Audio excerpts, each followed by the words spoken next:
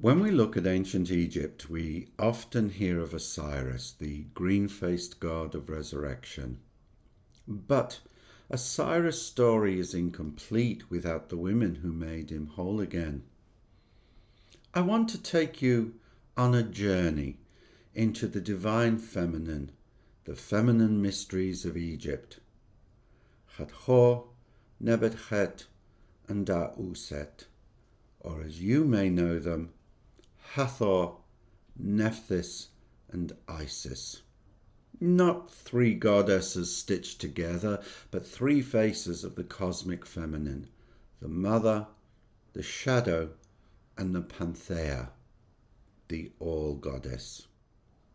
As we were taught and was carved in the aretalogy of Isis, I am Isis, mistress of every land. I was taught by Hermes, and with Hermes I invented letters, both hieroglyphic and demotic. I am she that is called Isis in Egypt, but by countless names among all nations. This is not the voice of a local goddess. It is the voice of the divine feminine itself, speaking through Egypt. We will begin with Hathor, one of Egypt's oldest deities. Her name means House of the Hawk, and not the hawk you might be thinking of. She is the womb of the sky, the cosmic cow whose body arches over the world. Every morning Hathor gives birth to Ra, or Re, the sun. Every night she swallows him again, holding him in her starry body as he journeys through the underworld. The Coffin Texts say, I am Hathor who gave birth to the sun god. I suckled him in my name of the great wild cow. She is the cosmic mother, older than Osiris, older than Isis. She is joy, music, intoxication, and love, but also Sekhmet, her wrathful form, who once nearly destroyed humanity in a bloody frenzy. At Dendera, her great temple still sings of her. Reliefs show her nursing Pharaoh, the king drinking directly from the breasts of the cosmic mother, an image that would be readapted into Isis Lactera, the Isis who breastfeeds Horus, and later into images used by other faiths that followed.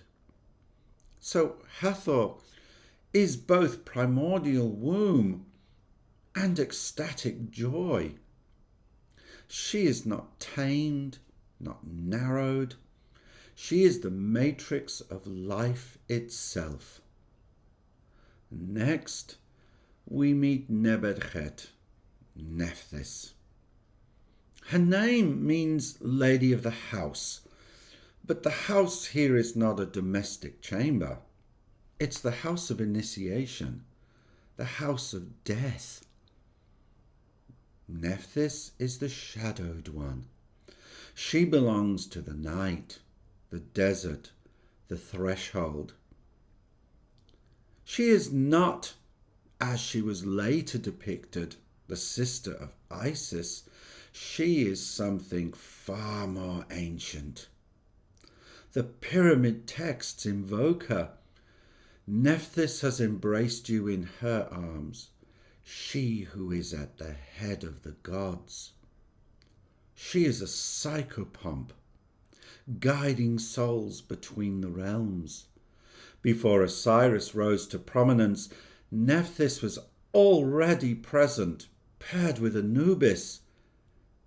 In this archaic, more ancient role, she's not a mourner, but is the mistress of magic, or the words of power, Weta Heka. Her image resonates with all who seek the dark feminine. Like Lilith, like Ereshkigal in Mesopotamia or Kalima in India. She is grief, she is lament, but in Egypt grief is power. To mourn is not weakness, to cry out is to summon the gods, to bend the cosmos. Nephthys is the one who turns shadow into gateway. And now the story unfolds. With the rise of the Osiris cult, Isis and Nephthys become the two weepers. In the temple dramas of Abydos, priestesses played their roles, chanting the great lamentation that called Osiris back from death. From the Papyrus Berlin 3008, we read, come to your house, O God Onofris. Your two sisters are beside you, protecting your body. Here is the secret. The two sisters did not restore Osiris by begging. They restored him by shadow alchemy, by using grief, anguish, and maybe also rage and love as magical forces weave together. This isn't powerlessness. This is the mother tantra of the West. Negative emotions turned to resurrection. Osiris is in a sense the meat man, the vessel. His resurrection isn't self-willed. It's the triumph of the feminine. He becomes the one who travels through the duat, but his journey is through the very body of Hathor, through the cosmic mother. Out of this mystery arises Isis. But Isis is not a hybrid stitched from others. She is the Panthea, the goddess of all.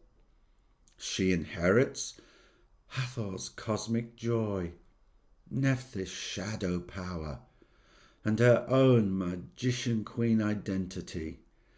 She is the universal.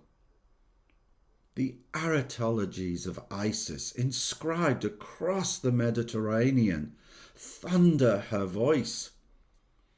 I divided the earth from the heaven. I made the paths of the stars.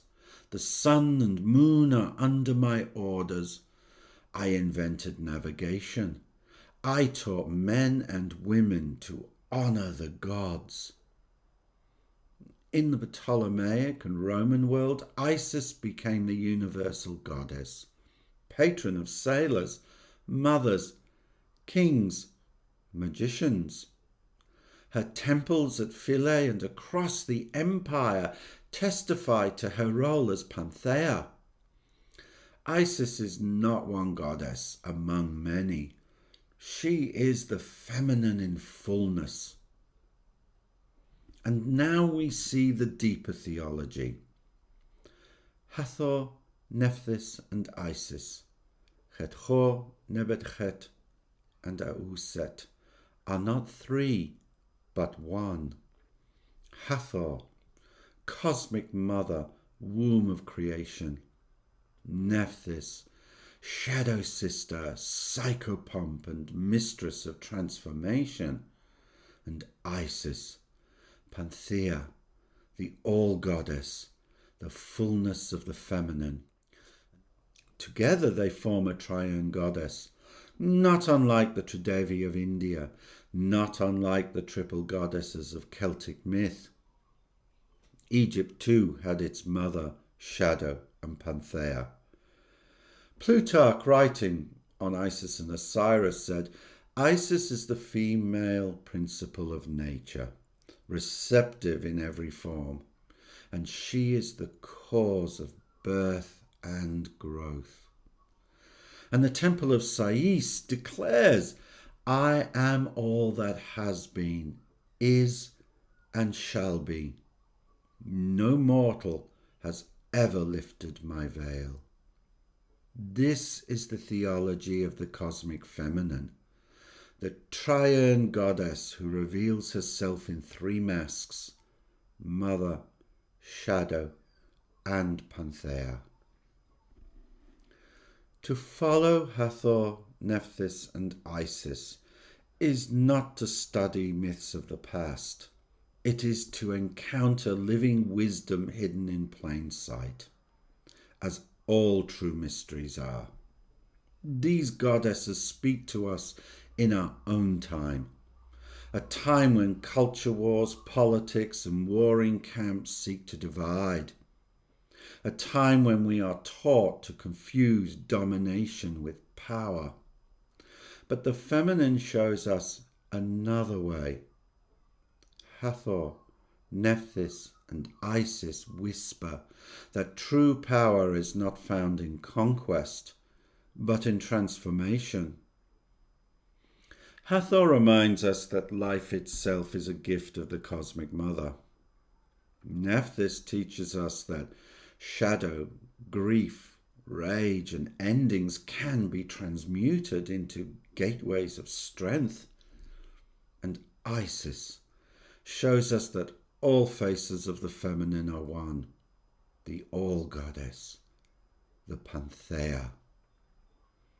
This is shadow work at the cosmic scale, the ability to turn pain into resurrection, to turn endings into beginnings, to turn the cycle of life into the mystery of eternity.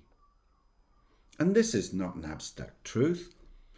It is a truth women have carried since the first fire lit in a cave, since the first stories whispered in the dark. The mystery of birth, death, and regeneration is inscribed in women's bodies, in the cycles of blood, womb, and breath. She is the one who speaks in the dark. She is the one who reveals mysteries. She is the generative power of creation itself. Hathor nebetchet auset.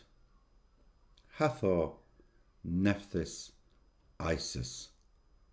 The feminine current is there too. The mystery of generation, transformation, and rebirth. And perhaps that is why Isis could say, I am all that has been, is, and shall be.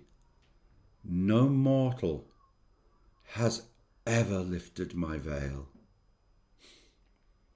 The veil is still before us. The mystery is still alive. The question is, will we dare lift it?